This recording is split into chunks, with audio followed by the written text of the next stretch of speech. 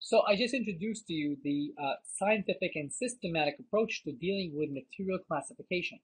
So these are the 4 to 5 classes we just discussed, and then I will help you now in this exercise that we're going to do right now. So you are in a team, and you are to design the shell of a car, okay? And you're given as your team the following criteria that you must abide by when selecting the material that you're going to use. And I'm going to give you in a minute a table with a bunch of materials, and I want you to take some time to come up with 2 materials and rationalize your choices. And I really want you to do that. So you really take like 10 to 15 minutes to start to pick this out, write down what it is you think it is, and come back. When we come back, you'll be able to really critically think about what it is you did, how it is that you come up with the answer, and keep in mind that there are some prejudices that you should use. This is my hint to you. There are some prejudices that you should use when selecting the materials that you're using. Don't necessarily abide by the table, but try by the table. That's what I'm telling you. Choose 2 materials.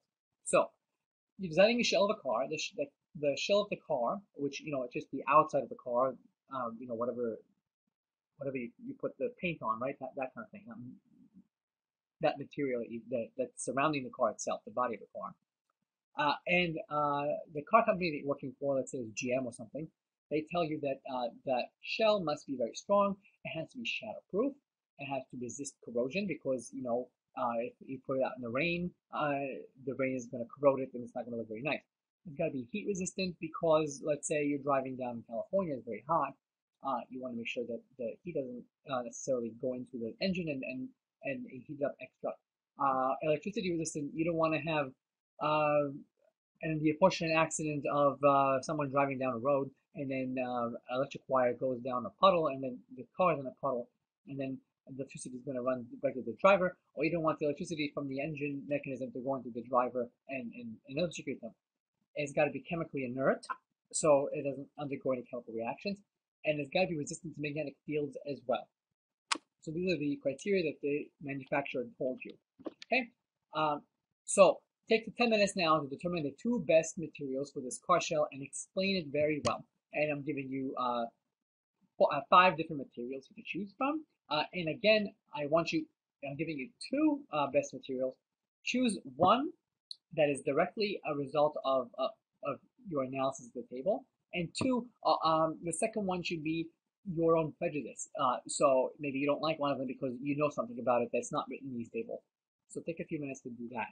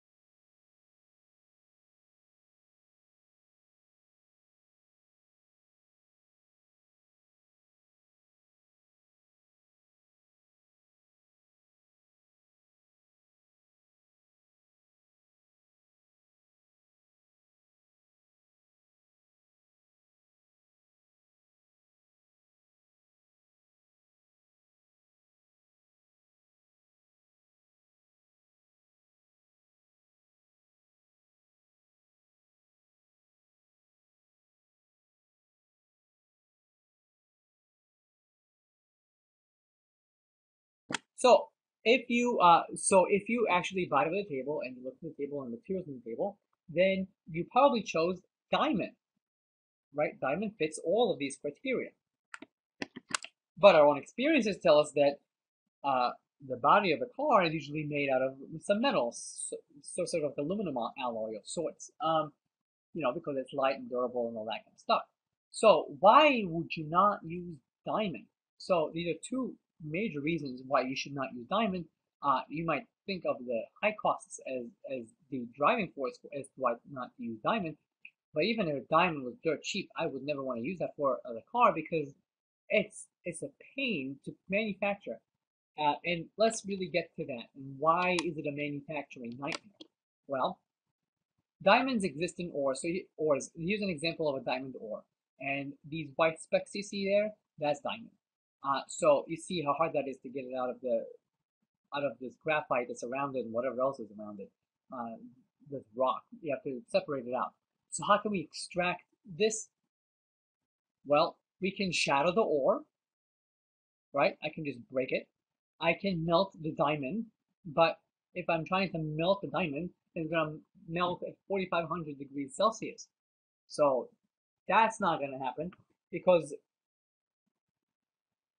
if you look at other metals and other materials that we try to melt, let's say I have an iron ore, iron melts at 1,500 degrees Celsius. And diamond at 4,500. So for me to get to 4,500, I have to really heat it up. I have to have large-scale ovens that will allow me to get to 4,500 degrees Celsius, and that's very expensive to do. And again, it's not an invalid way of separating the diamond, it's just very expensive. And when we do melt things, we usually keep it to much lower degrees, and we do that. That is a very valid way of separating materials, but not the diamond. And if I shatter the ore, again, if I shatter and I break it, I'm going to have just bits and pieces that are mixed with diamond and this other stuff. So you might want to melt the other ingredients. So we can melt the other ingredients, that's fine. But when I melt the other ingredients, I have to then mold it. So I have to mold diamond. How do I mold diamond? That's not very easy to do. Again, I have to melt it to mold it. And to melt it, it's again 400 degrees Celsius. That's not very easy to get there. And so it's a manufacturing nightmare for that reason, and that reason alone. And it's very difficult for us to scale this up. And as we mentioned, diamond is very rare, and that is a reason that it's expensive. But it's also, if I did rely on diamond to manufacture the car bodies that I'm making, then I have to rely on it to be produced and given to me. And by having it so scarce, it's unreliable for my own manufacturing, right? And it can be very, very dependent upon the market prices. And so the car prices will go up tremendously depending on the diamond supply in the world. And let's say the diamond is in a country that's not really liking the United States right now, and then they're going to jack up the prices for diamond. And you see what happens with oil with that very frequently. If that happened with diamond, and diamond was indeed the material choice for a car body, then the car prices will go up, every single month, and wouldn't be very desirable, not very sustainable economically for a company to rely on a material like that, even if it was dirt cheap.